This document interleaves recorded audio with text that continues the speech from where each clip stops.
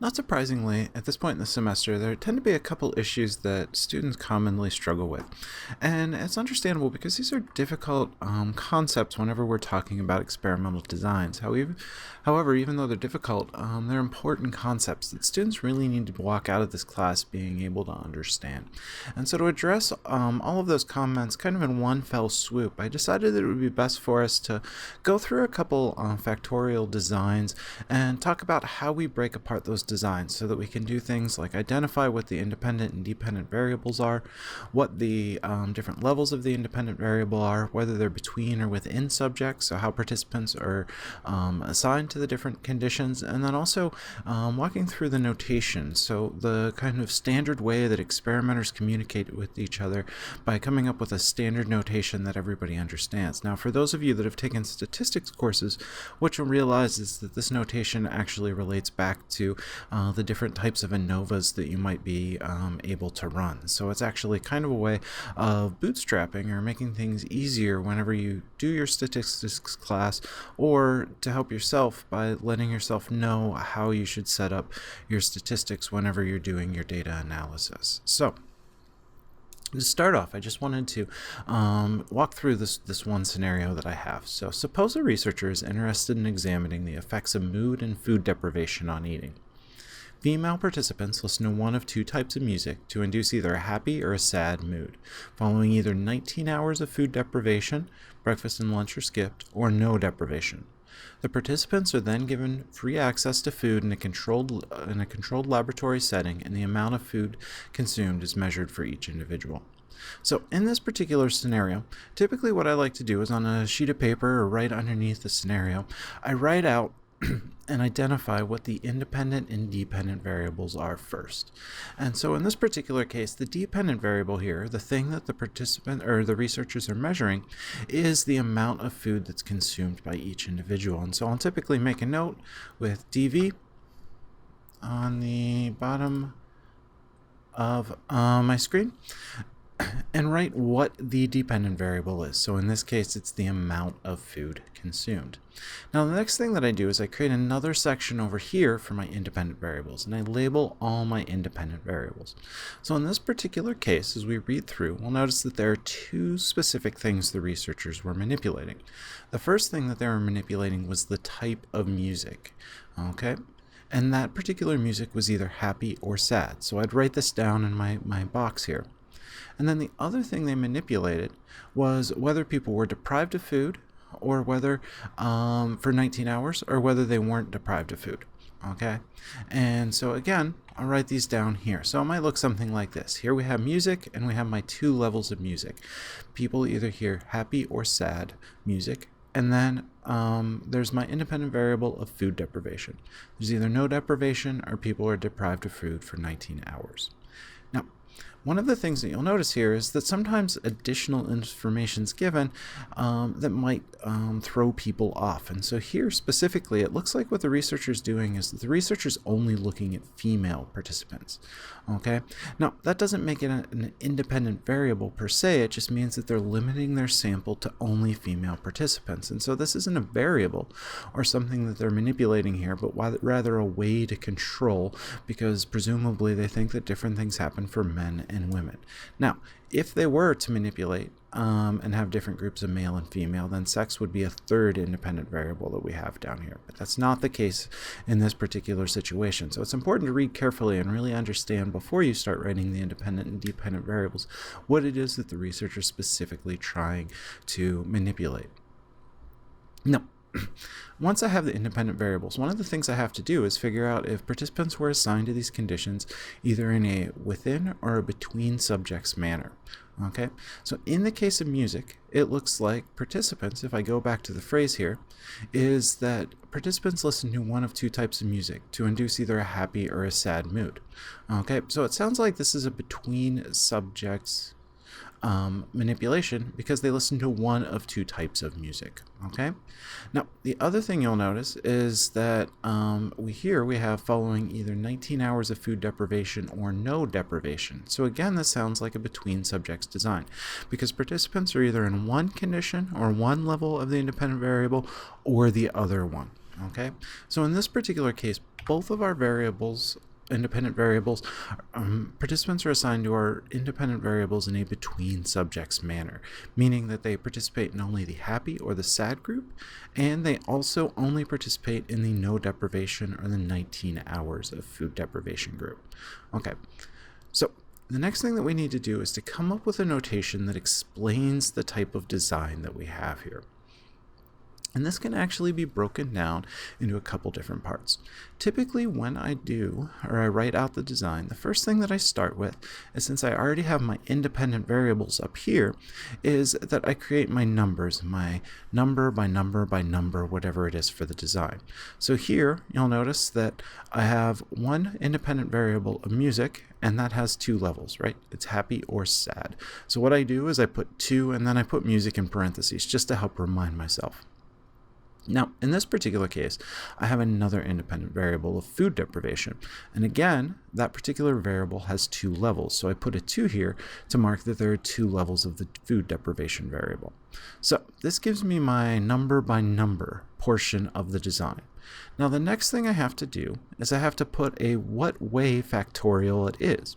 Now, this is actually pretty simple, because this what way portion of the design description just is based on the number of independent variables I have. So here you'll notice that it's a 2-way because I have 2 independent variables. Okay, and then the final thing that I have to do is I have to decide what the last part of the design is. In this particular case, because we have 2 independent variables and both of them are between subjects, then all we have to do is put a between subjects design. So whenever you're writing out the design, I realize it can be tough and tricky, but really, if you do it step by step, it's pretty straightforward. In the first part, you're just spelling out exactly how many levels are associated with each of your independent variables. For this one, you're just saying exactly how many independent variables you have. And then for the between subjects design, here you're just letting the readers know, do you have all between subjects assignment to all your independent levels? Do you have all within subjects assignment to each of your levels? Or do you have a mix of both between and within subjects? Let's go ahead and try another example. So a researcher is trying to determine the best time of day for patients to take a depression medication. A sample of men who have severe depression are divided into 6 groups. One group takes the medication every morning, second group takes the medication at midday, and a third group takes the medication at night. There are also 3 control groups that receive a placebo instead of the medication. Again, 1 in the morning, 1 midday, and 1 at night. And then participants complete the Beck Depression Inventory every month for the 6 months of the study. So the first thing that I'm going to do here, like before, is I'm going to, on my scratch piece of paper, list DV, and then I'm going to identify what my dependent variable is for this particular study. And so in this case, what the experimenters are measuring is the Beck Depression Inventory, or basically depression using a scale. So I'll mark that down on my sheet of paper. Okay. So now the next thing that we're going to do is we're going to figure out what our independent variables are. So in this particular case, it appears that we have 2 different independent variables. What we have are the time of day that people take their medication. Okay, so it can either be morning, midday, or evening. And then we also have 2 different types of medication conditions. We have a group that takes the depression medication, and we have another group that doesn't take any medication or takes a placebo, and they serve as the control group. So I'm going to go ahead and write those down on my sheet of note paper here. And here I have the 2 independent variables, and then the 2 levels associated with medication, and the 3 levels associated with time of medication. Now again, like we saw in the last example, one of the things you'll notice is that here we get this distractor of men, but it appears that the researchers were only interested in looking specifically at a group of men. So the participant's sex isn't an independent variable here. Here they were just trying to control the potential for sex differences by looking at only a sample of men. Now, the next thing we need to do is determine if participants were assigned to the medication and time of medication conditions in a between or within subjects manner. Okay, and as we read closely the stem at the top, what we'll notice is there are a lot of ors, suggesting that participants were in one condition or another condition. Okay, so for both of these variables, again, what we see is they're between subjects variables. Okay, now the next thing that we need to do is we need to come up with a way of notating the design of this particular study.